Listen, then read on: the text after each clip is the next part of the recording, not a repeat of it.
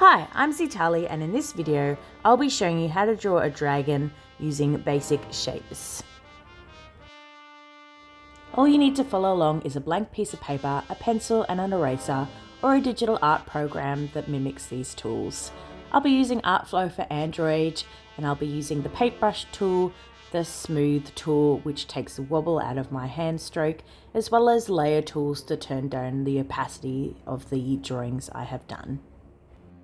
We'll start by using simple shapes to define where the main parts of the body are, and then we'll be tracing along these shapes to create the outline of the dragon. This first larger circle is actually going to be our dragon's chest, with this smaller circle I'm creating after it will be the hips of the dragon. I'm then going to use another smaller ovalish shape at the top here for the shape of the head, and then another smaller one attached to that, which is the nose of the dragon. If you wanted a more angular looking dragon, you could use different shapes. You could use sort of box shapes like squares or rectangles, or if you wanted a really pointy looking dragon, you could replace these shapes with triangle type shapes instead. We're going to create the neck by following the curve of the top of the head and the bottom of the head and joining it onto the torso shape. Then to create the back and the belly, you sort of make this peanut shape between the two circles. For the nose, we're again just going to roughly follow the shape of the two circles, and you can see when I turn the layer off with the guide circles, you can see the outline of the dragon. Now if you're using pencil and eraser, then you will need to erase these guide shapes later in the tutorial, but for now we're going to keep them here as we do need them to help us with other parts of the dragon. I'm going to color code these from now on so that you can see what were the original guide shapes and what's the outline I'm tracing around the shapes, so you can get the idea of what parts will be kept and what won't, so you can draw more lightly with the guide shapes and more heavily with the outline of the dragon, and you'll be able to tell which parts you're going to be keeping later on. If you're using a digital art program like I am, you can keep the guide shapes on a separate layer, which I do have on my bottom layer, and then I have the outline on the layer above. So when I'm done with the guide shapes, I'll just be deleting that guide shape layer. Now for the tail, we're just going to be drawing a noodle shape that tapers at the end, coming off the circle, which is the hip of our dragons. Now I have not left myself enough room for this, so if you would like a longer tail, then think about the positioning on the page you'd like to have your dragon to allow for a longer tail. Obviously, if you've drawn this in pen or pencil and eraser, then it might be difficult at this stage to move the dragon, which is why I decided to leave it as is, as if I had done this on a real piece of paper, I'd be stuck with the area left on the page. Now deciding this next bit can be a little bit tricky. We're deciding where our arm and where our wings join to the dragon. Now for this, I'm going to keep it pretty simple, so they're both going to join pretty close together, with the wing being more on the back and the arm being closer to the front of the circle. But if you do want your dragon's wings in different positions, I do recommend having a look at a bunch of different flying animals or even dragons that other people have drawn to find the position of wing that you actually like and learn how to draw that position of wing. For the arm, I'm going to start with another oval coming off its socket, and then a small circle for the elbow, and another elongated oval for the lower arm. For the back leg, we're going to do this weird sort of squashed egg shape. So it's kind of thinner on one end and larger on the other. And then we're going to just use a circle for the knee. And then another oval for the lower leg. Now we have another circle, which is the ankle. And then the next part is another elongated oval for the foot. Now, in most animals, the foot is actually off the ground and they only walk on their toes. So if you do look at bone structures for animals, you'll find that this part is usually off the ground in animals such as cats and dogs, and that only the toes actually touch the ground, and is where you would have like your toe beans and that kind of thing. They're not actually on the foot, they're on the toe of the animal that's touching the ground. Next, we'll be drawing the wings of the dragon. Now, wings can be very difficult to draw, so I do recommend looking at references for bat wings or bird wings. I'm actually going to use a line and circle method for deciding how my wings are going to go. So the lines represent the sort of bone structure of the wings.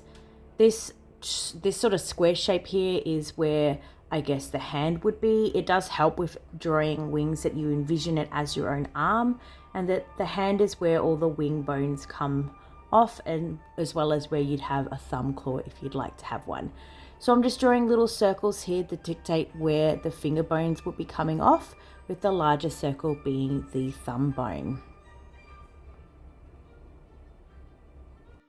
Now we draw the wing bones or finger bones themselves, keeping in mind how many joints your own finger would have and folding them into the shape you want to have the wings. Now I again did not leave much room, so these are fairly folded over wings. Now we're going to draw our guidelines for our feet, also notoriously hard. So I'm going to start with these rectangle and square-ish shapes coming off the bottom of the arms and legs. And again, I'm going to use these little circles to dictate where the finger bones or feet bones connect. And I'm just going to use these little sort of lines so I know where the sort of toe shape would come off. So I'll draw a bit larger here so you can see sort of what I'm doing. So this is the palm or the bottom of the foot of the animal, with the bones would go to the center of where the wrist would be, and then the little toe bones come off these circles at the front.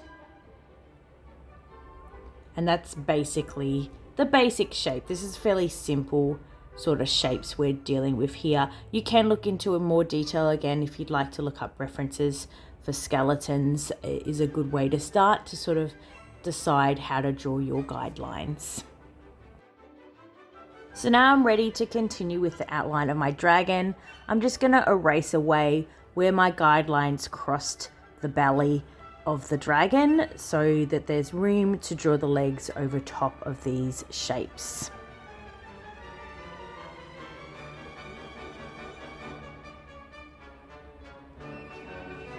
Now we're just going to follow the shape of the upper arm, just following these shapes that we drew earlier decently closely, but at this stage you can start making little changes if you want a slightly better shape. After all, these are just guidelines.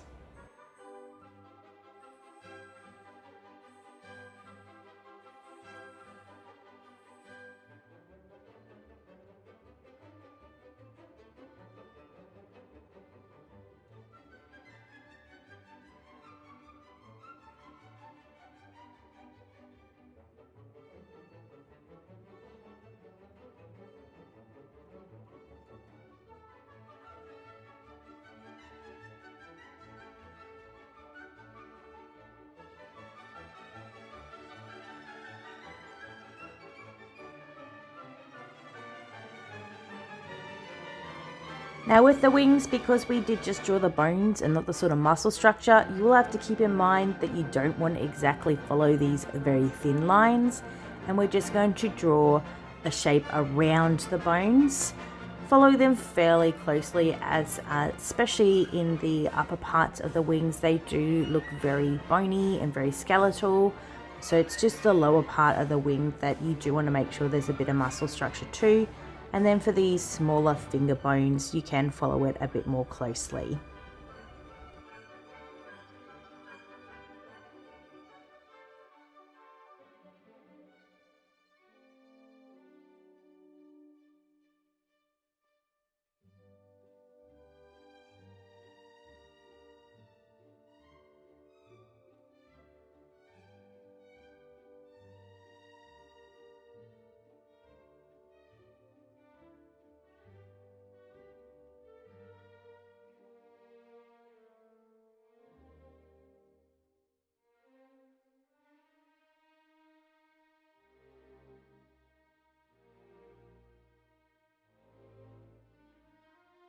Now for the membrane of the wing, we're just going to follow along from the lowest finger bone and join it onto the dragon, and then just join the fingers together the same way. I like to go fairly close to the end of the fingers, but not too close, so there's still like a bit of, I guess, bone or claw sticking out the bottom of the dragon wing.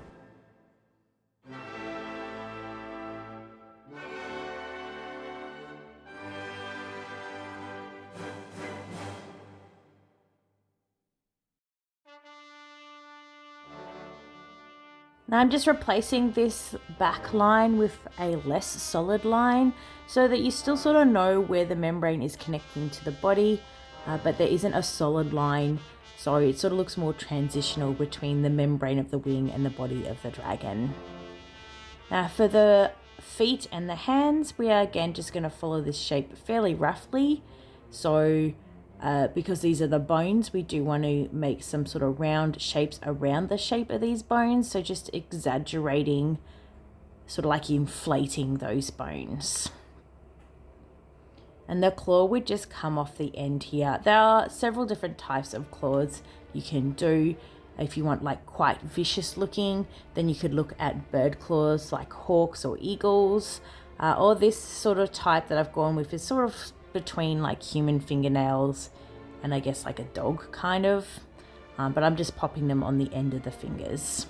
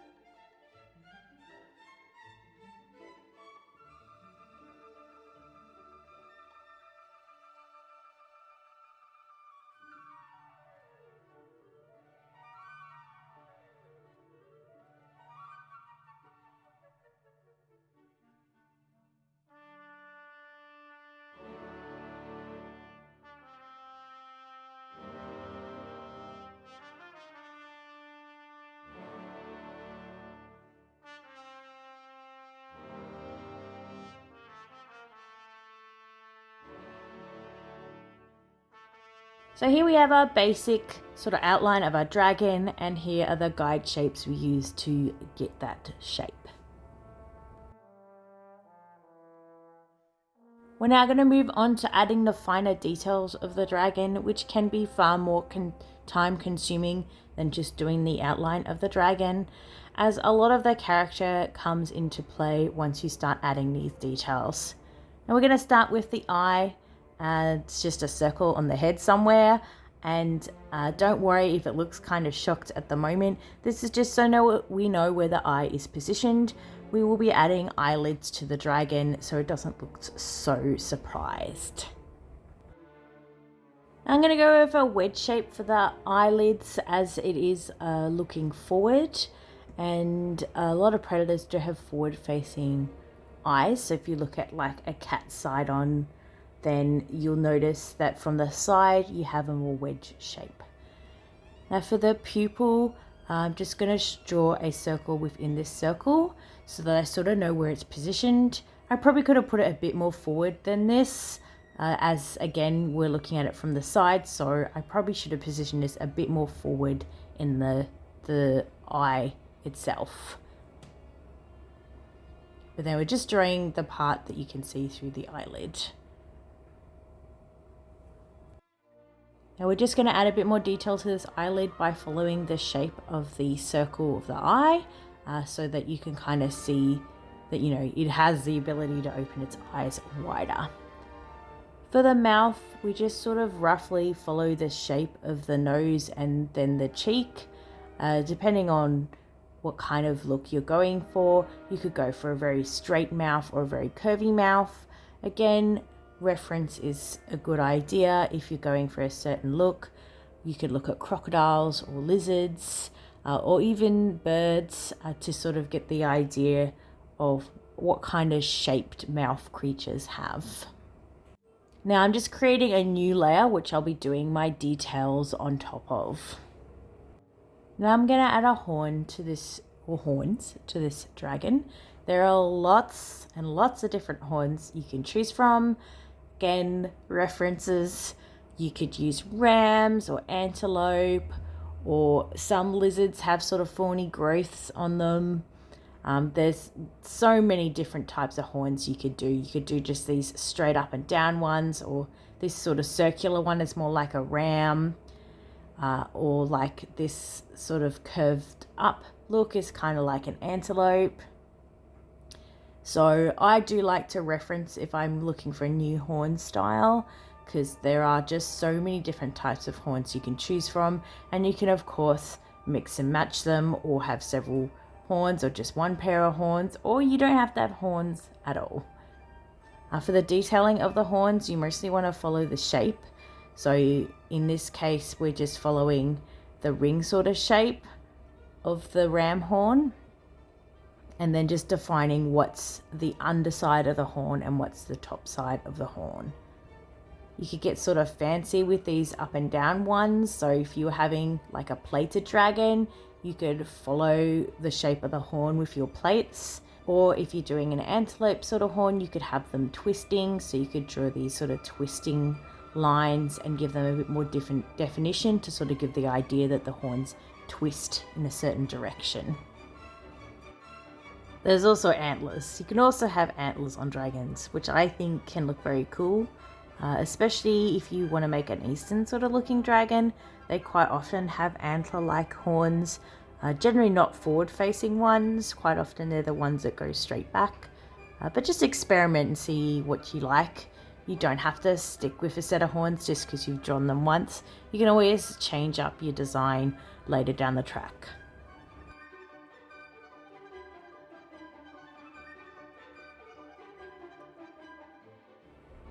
Now if you're drawing antlers, they sort of come off the back here and then move forward, but I'm probably just going to draw straight back horns, so they follow the shape of the head backwards. You can define the connecting point with the horns, make them a bit larger, but I do like to have a more sleek sort of look to my dragons, so I'll follow the shape backwards off the back of the head. And I'm just going to add these sort of plate shapes, so doing a bit of a zigzag and then a line in between. I'm going to add some plate scales to the top of this dragon's head, and again, there are several different ways you can do this. You can do this sort of point and then a curve with a little line here, sort of like a crocodile tail. This is again a bit like a crocodile, just these short triangles overlapping. You can also do frills, which would be sort of like a fish fin. You have a big spine and then joining webbing. There are lots of different things you can do to decorate the head and neck of your dragon, as well as this sort of very wavy fish fin look, sort of like a Siamese fighting fish or betta fish. Or you could just have them hairy, just have big puffs of hair coming off it like a zebra or a horse or something like that.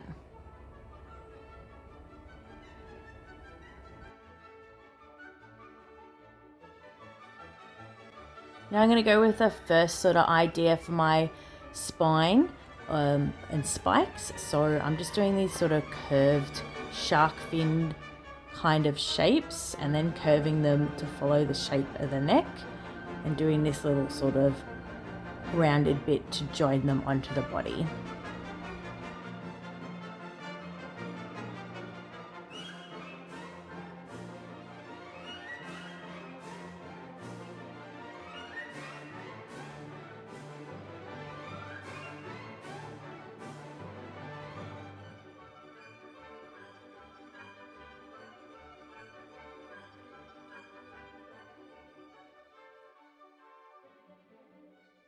Now again with tails, you're kind of spoilt for choice. You've got your classic sort of devil triangle shaped tail, or you could just draw sort of this weird, I guess, sort of leaf shaped tail, or you could just have just a tail with no end on it with little spikes going around it. Or you could have a fish-like tail with a fin following around the end. Or you could have tails that split in two, or just a little stumpy bobcat tail. You can do whatever you want, because dragons aren't real. So you can make up whatever you like as long as you enjoy it and you like how it looks at the end. That's the important thing. So I'm just going to go with a classic sort of triangle tail just because this is an example and I do kind of like them. For the underbelly, I'm just going to do this sort of circular, half circle, sort of curved lines that just follow the shape of the dragon. So the plates sort of overlap like this, or you can have them closer together, which is probably more like what I've drawn in this picture. So, or you could just not have plates at all and just sort of have scales or skin as the belly. Again, just pick something you like and go with it. You can always change it down the track.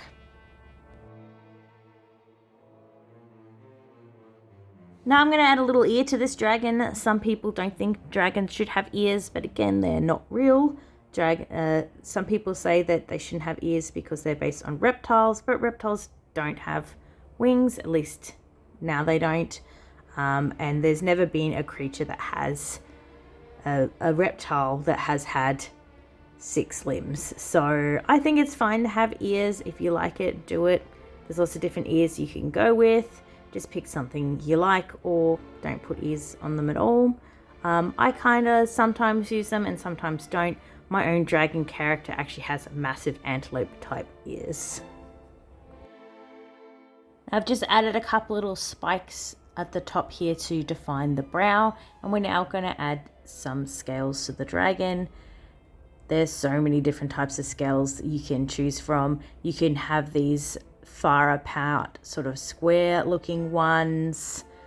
You can go with overlapping scales like a fish, sort of like this, or you could do little circle ones that are very close together. Could be very time consuming.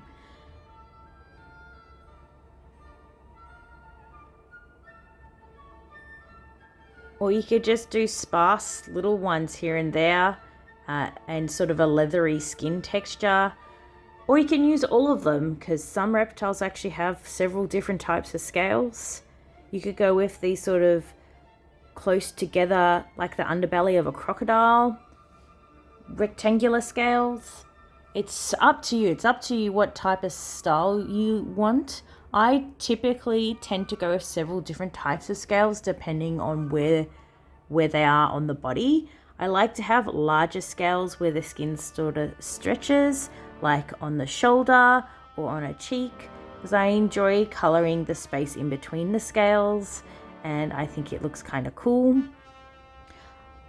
Unless you've got lots of time, I don't recommend drawing every single scale on your dragon, as it will take you a very, very long time, and then you've got to color them all too. So I tend to go more sparse like this, or if you have a texture brush, you might want to use a texture scale brush. You just need to be a bit careful on how you place texture scale brushes, as it can look exactly like what it is, a texture you've just slapped on top of a flat image.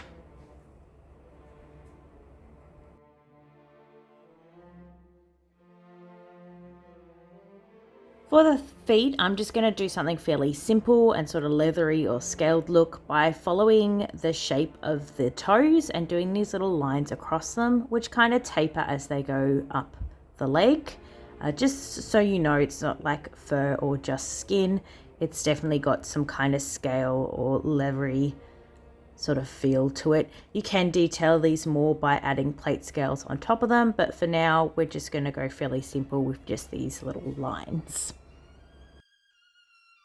I'm now just going to erase away where my original outline of the dragon crosses over with the new details I've added, because I have them on separate layers. This is fairly easy to do. The reason I don't just delete this layer is because there are several parts of this dragon which did not have detail over the entire body, like the belly or the shape and the outline of the leg and the tail. So I do actually want to combine these layers together to have a complete drawing of a dragon.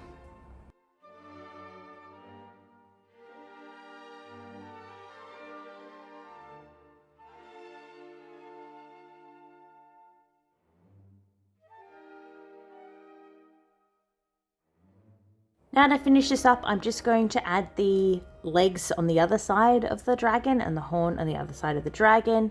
I'm going to leave these fairly undetailed as they are further away from the viewer. So I just follow the approximate shape that has been created by the front legs. Same with the wing. And then we're just going to add the second horn in here. And now this is done. Or is it? This picture is far from the best dragon I can draw, so I actually want to redraw it, and that's okay. If you're not happy with how your picture turns out, there's no harm in redrawing it or chucking it out and starting all together fresh. Every time you draw a picture, you're getting practice, even if you only draw a little bit or you decide you don't like it. The most important thing with art is to draw more. The more you draw, the better you get, the faster you get, the more you can draw. If you don't draw for several years, you can find it hard to get back into the swing of things, as you find that you've forgotten some of the things you've learnt and you're not as fast as they used to be. A lot of people think that arts is just all about talent, and that if you've got the talent, then you can do art. But really, art is about practice. It's about drawing over and over again and learning from your mistakes. Anybody can be an artist as long as you have the patience for it. That's the end of my tutorial. I hope you enjoyed it. Do share any art you have made from this. I would love to see it. Here's my original dragon, and later on I traced over it and redrew it, and this is what I ended up with, which I was much happier with. Thanks everybody for watching. If you enjoyed the video, don't forget to give it a like, subscribe if you want to see more, and I do have a Patreon if you want to support me. Thanks again for watching, and I'll see you next time. Bye!